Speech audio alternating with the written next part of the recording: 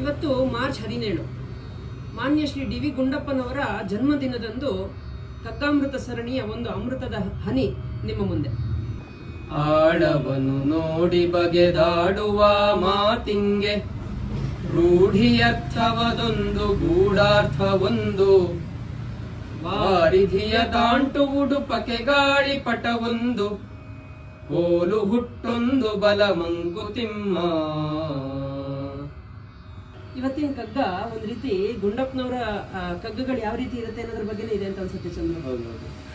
ಮಾತಿನಲ್ಲಿ ಎರಡು ರೀತಿ ಅಂತ ಹೇಳ್ತಾ ಇದ್ದಾರೆ. ಒಂದು ಮೇಲ್ನೋಟಕ್ಕೆ ಸಿಗುವಂತಹ ಅರ್ಥ, ಇನ್ನೊಂದು ತೀರ ಗೂಢವಾಗಿ ಒಳಗಡೆ ಇರುವಂತಹ ಅರ್ಥ.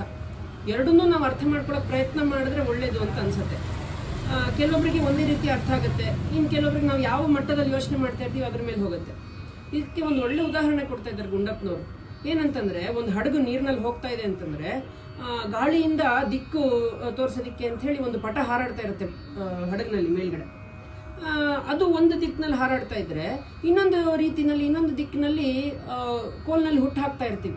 ಇದು ಎರಡೂ ಬೇರೆ ಬೇರೆ, ಆದರೆ ಕರ್ಕೊಂಡು ಹೋಗೋ ದಾರಿ ಒಂದೇ. ಇದನ್ನ ನಾವು ಅರ್ಥ ಮಾಡ್ಕೊಳ್ಬೇಕು. ಅರ್ಥ ಯಾವುದೇ ರೀತಿ ಇದ್ರೂ ಉದ್ದೇಶ ಒಂದೇ ಇರುತ್ತೆ. ಯೋಚನೆ ಮಾಡೋಣ. ನಮಸ್ಕಾರ.